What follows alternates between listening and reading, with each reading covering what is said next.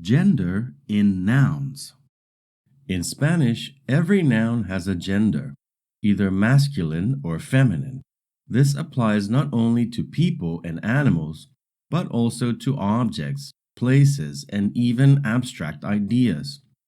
Whether it's a book, a city, or a feeling, every noun is treated either as masculine or feminine in Spanish grammar. Understanding gender is essential because it affects how articles and adjectives are used with the noun. So let's dive into the basic rules to help you recognize and use gender correctly. In Spanish, we don't really have a neutral gender like in English. Instead, the masculine form is usually used as the default when we're speaking generally or when the gender is unknown. For example, perro is the masculine word for dog. It can mean a male dog, but it can also just mean dog in general when we're not talking about gender. On the other hand, perra specifically means female dog. So in this case, perro acts as both the masculine and the default form. This pattern is common with many nouns for animals and people. That's why when you're learning new vocabulary, you'll usually learn the masculine version first, since it works as the general or neutral form. Now that you know nouns in Spanish have gender, masculine and feminine, here's something important to keep in mind. The gender of a noun in Spanish isn't based on the object itself. It has nothing to do with whether the thing is male or female, strong or soft, or anything like that. Instead, the gender is usually based on the way the word ends, the sound of the word, not the meaning of the thing.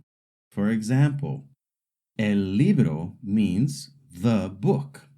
It's a masculine noun. That's why it uses el. But there's nothing masculine about a book. It's just a book. It's considered masculine because it ends in o, which is a common masculine ending. Now look at la cara, which means the face. It's a feminine noun because it ends in an a. But again, a face isn't feminine. It's just a face. So remember, in Spanish, gender is about the word, not the thing. And here's another interesting example. The word pen in Spanish can be masculine or feminine, depending on which word you use. El bolígrafo, masculine. La pluma, feminine. Same object, different words, different genders. That's why it's so important to learn the article with the noun every time. Don't just memorize mesa, learn it as la mesa. Don't just learn libro, learn it as el libro. Here's a helpful rule of thumb. Most masculine nouns end in o. Most feminine nouns end in a. About 70 to 75% of Spanish nouns follow this pattern. For example, el perro, el zapato, el libro, masculine, la casa, la ventana, la cara, feminine.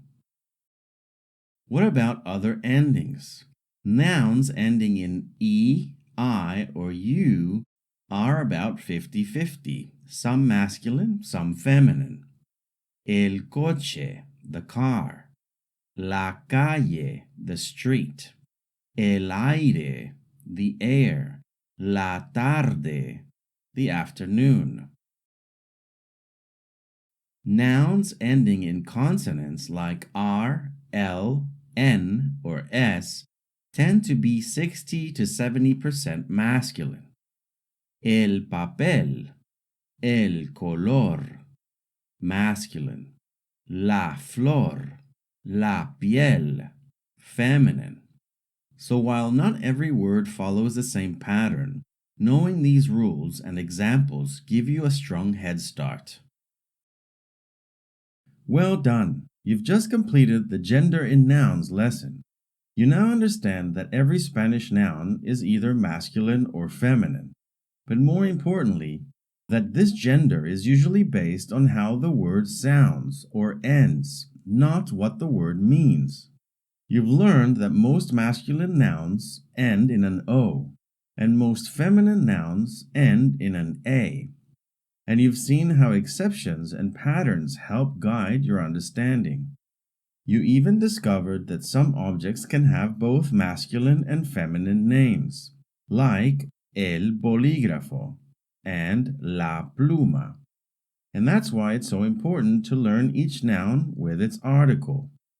Keep practicing, keep noticing patterns, and don't worry about memorizing everything all at once. It'll start to feel natural the more you use it. Up next, we'll keep building your Spanish foundation by exploring articles.